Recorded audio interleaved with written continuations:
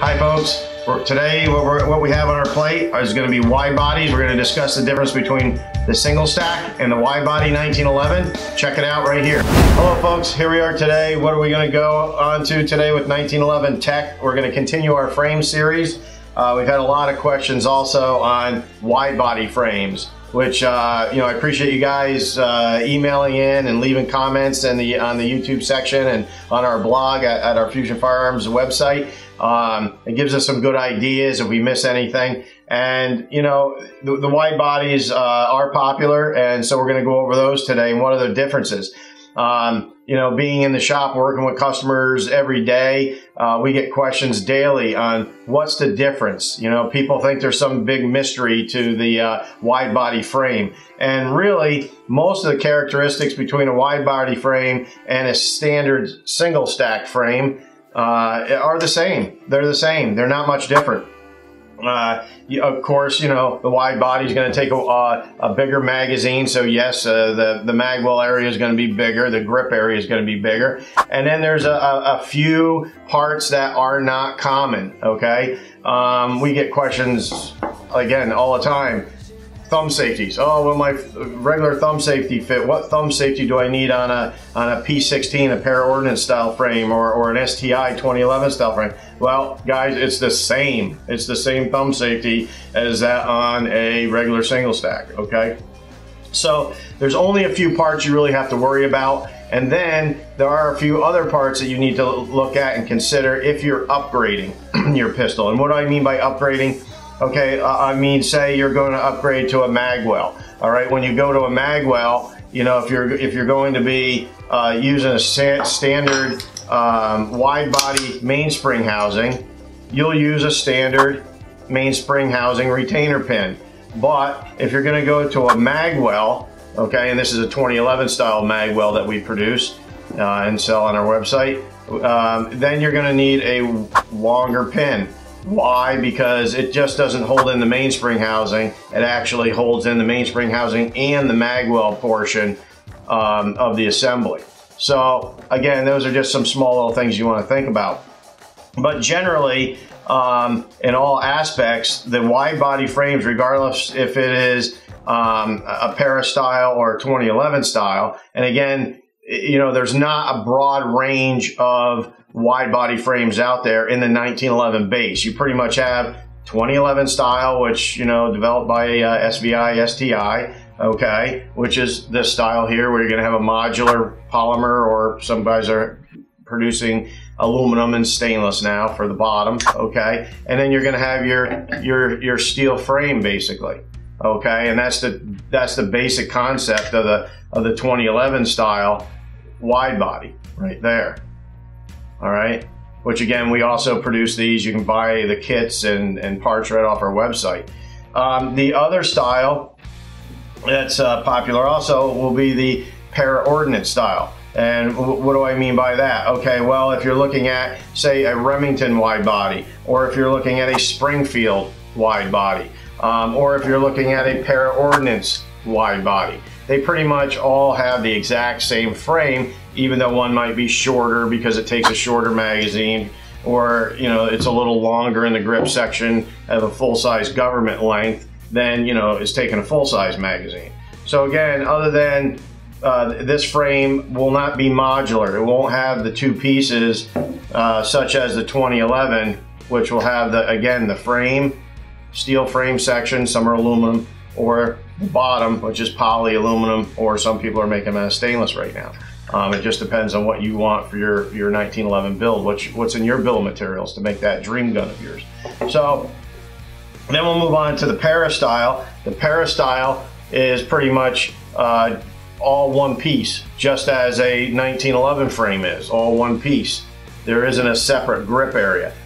So the other thing that will be different on the para style will be your grips. Now you're going to have a para-ordnance style grip to go on to a para-ordnance style frame. It won't be the same as a standard 1911. Why? Because back here where it's wider, where the trigger bow is, there's usually on those type of grips, they're usually polymer, or if you do get wood grips, it'll have a little plastic tang that's usually glued in that covers up this area right here.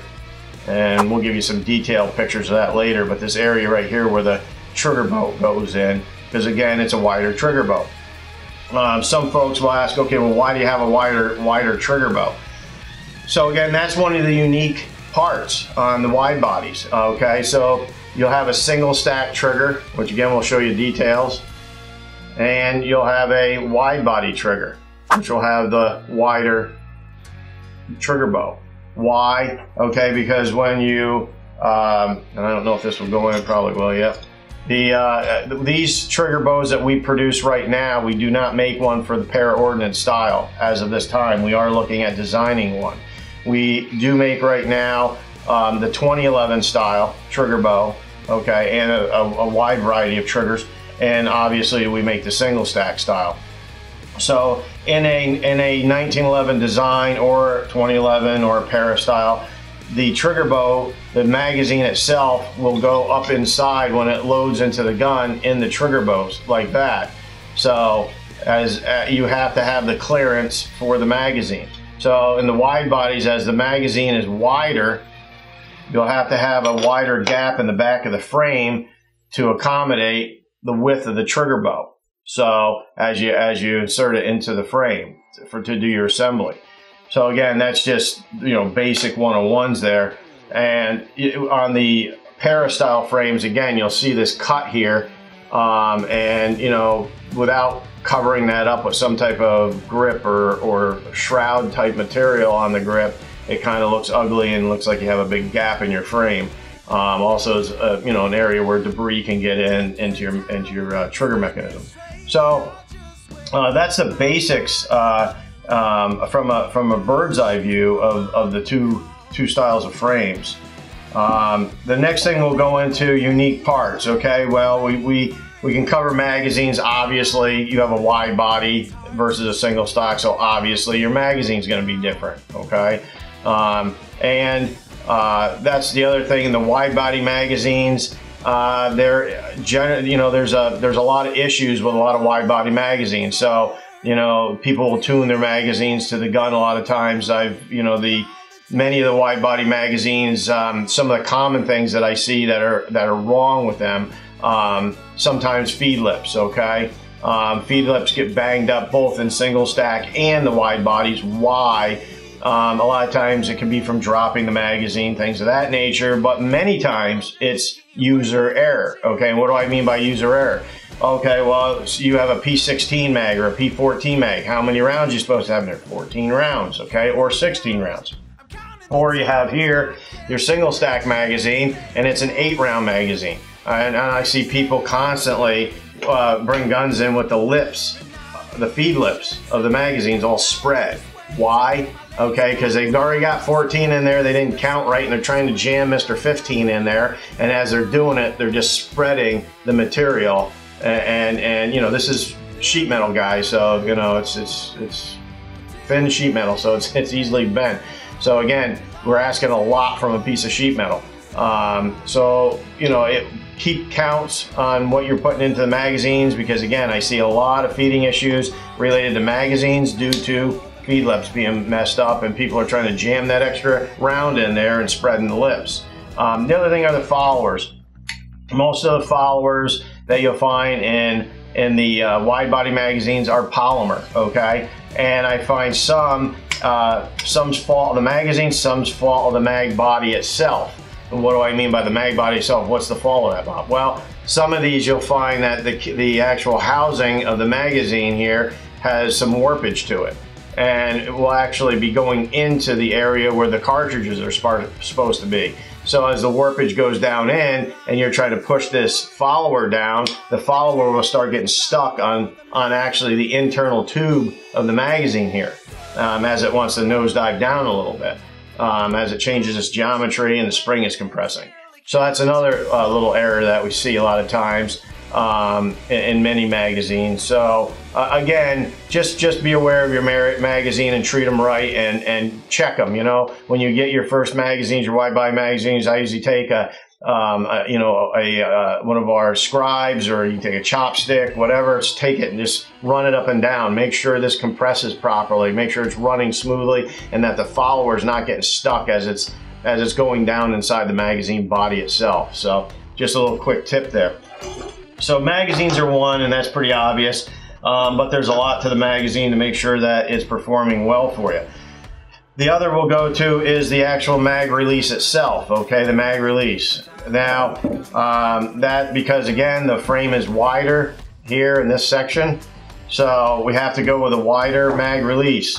And again, we'll show you detailed pictures of it. We manufacture both of these, the standard 1911 mag releases and the wide body mag releases, and we make them in a variety of textures and ways for people. We make them in carbon steel, we make them in stainless steel, we make them with a flat button, serrated button, checkered button, and then we also, the button lengths we have also in standard. We also have those in the extended, which is about 90 thousandths, 100 thousandths longer, for people that like a little bit longer button to get their finger onto it. So, and we machine these all out of bar stock. So these are all made on a Swiss screw machine, and they are all done out of bar stock. And we're making tens of thousands of these right now. And they're a really good quality part. So again, if you're going to be looking at one of the parts that's different, it is going to be your mag release itself. That's the other one. We'll move up to the trigger. The trigger, obviously, again, is different. Now, the trigger shoe, which is up here, I call that the trigger shoe. That's an industry standard for the most part. Right up here, the aluminum part, or the steel, whichever way people like to make them. We make the trigger shoes in a variety of different textures, and on the front face here, some smooth, some serrated. We make them in a flat configuration, a curved configuration, long triggers, medium triggers, short triggers, oh my, star triggers, and a variety of different colors. You'll see here the blue, the red, we have gold, we have silver, black. So there's a lot of different options for triggers. People like to dress up their guns with nice triggers. You know, the actual internal design here, these are called a K style trigger. We also make them with a 3-hole. We make them with a star pattern, make them solid. We make them with a race inside, a radial race. So I mean, it just depends on what you like and what you want in your gun and what feels good to your finger. So again, you'll have some differences in these triggers, and most of it is all the bow, okay? Actually, all of it is the bow. One will be wider for the wide body so the magazine can get inserted in, and of course the single stack is going to be thinner at the bow area. We produce the bows now all in stainless steel. Okay, next will be the actual mainspring housing pin. Now again, as I said in the beginning, mainspring housing pin is pretty much the same. You use the exact same mainspring housing pin if you're using a standard mainspring housing. Okay, so you're going to use the same exact pin from a single stack as you will a wide body until you move up to Mr. Magwell. So a lot of people want magwells on their wide bodies and that. Once you move into the magwell sections as an accessory, then you're going to have to generally go with a longer pin, all right, because it's going to go through the mainspring housing and also through here and retain the magwell itself. So you'll need a longer pin. So that's another unique part, only if you're going to go with a magwell. Now on a single stack, and here's one of our aluminum anodized red single stack, we make a 2-piece magwell. I like and prefer the 2-piece magwell because you can adjust the bottom. It's held in with a 632 screw at the bottom. Also, if somebody wants to take the magwell section off, you can remove this and still use this in your pistol, and still operate the pistol. But on a single stack, of course, you do not need the longer pin. You just need the standard pin in the mainspring housing to retain it, or magwell. Now, also all the internals on the wide body or the single stack are the same. So same exact plungers, pins, all that, springs. Next will be grip screws. And this is pretty much the final part that is unique to the wide bodies will be grip screws. Now, on a para style, again, you're going to have special grips. Again, I guess that's another unique part if you want to call it the grip itself. Spacing is the same as a 1911, but again, you have to wrap around and you're trying to cover up this area, this gap in here. So the grip will be a little different. That's going to go into here to cover that up. And generally the grip screws themselves, you'll generally use thin grip screws, which we also supply them, and it's a standard grip screw that you'll use on a thin grip for a standard 1911. Reason being the walls are a little thinner on the frame itself here. So that's just one thing to look at, but that'll usually be unique to your grips, but not to the frame itself. So that'll be that style of wide body. Now the 2011 style, which has the whole modular bottom frame here, you'll notice you don't really need any specific type of grip, because the actual housing that your magazine is going to go up inside is actually the grip itself. It's all integral to one. So on this style of frame, regardless if it's the polymer or if it's aluminum or whatever you choose that for your liking of the build you're doing, the grip screws will be unique from the single stack, but not very unique from an STI standpoint for the STI modular frame on the bottom. Now, what will happen is you'll have two bushings, which I'll show you again some details here.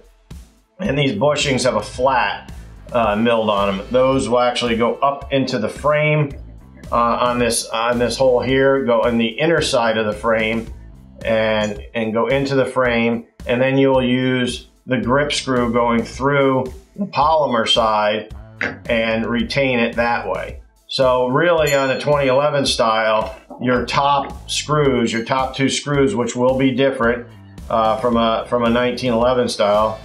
Oops, you'll see the head's a little bit, grab that little slippery guy. You'll see the head is just wider, okay?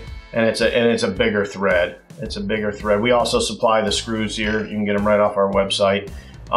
So the bottom screws on the 2011 modular style frame absolutely do nothing, okay? They're there just for looks.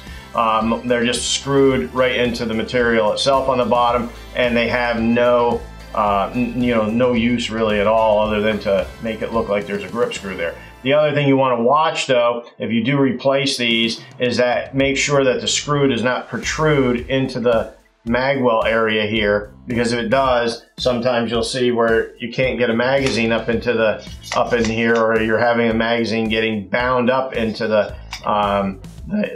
grip body area of the frame. And why is that happening? It's because your grip screws have protruded inside here, okay, the magwell section of the grip.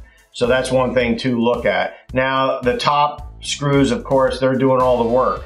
As this goes in, again, your bushing is going to be on the back side. You'll snap this up in, you put your bushing up in there and hold it, and then drop the screw down from this side and retain it. So your top two screws on the 2011 style, and also there's a small bushing and screw that go into the front of the trigger guard here, which will also retain. So that is doing some work for you also, and it's a very small screw that goes into there, and it's actually a bushing screw, and you actually thread into the bottom of the other screw, so and that will retain the front here. So again, all those items are really what's different between the wide body styles and the single stack styles.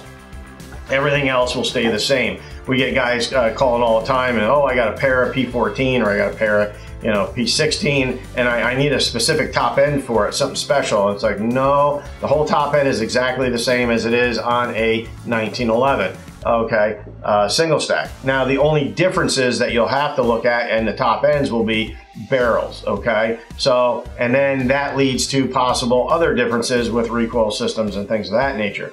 But again, that'll be if you are specific to what ramp cut is in your frame. Most of the STI versions have a Wilson Nolan style ramp cut. Most of the para styles have no ramp cut, or they'll have a para Clark style ramp cut. Again, we supply barrels for both.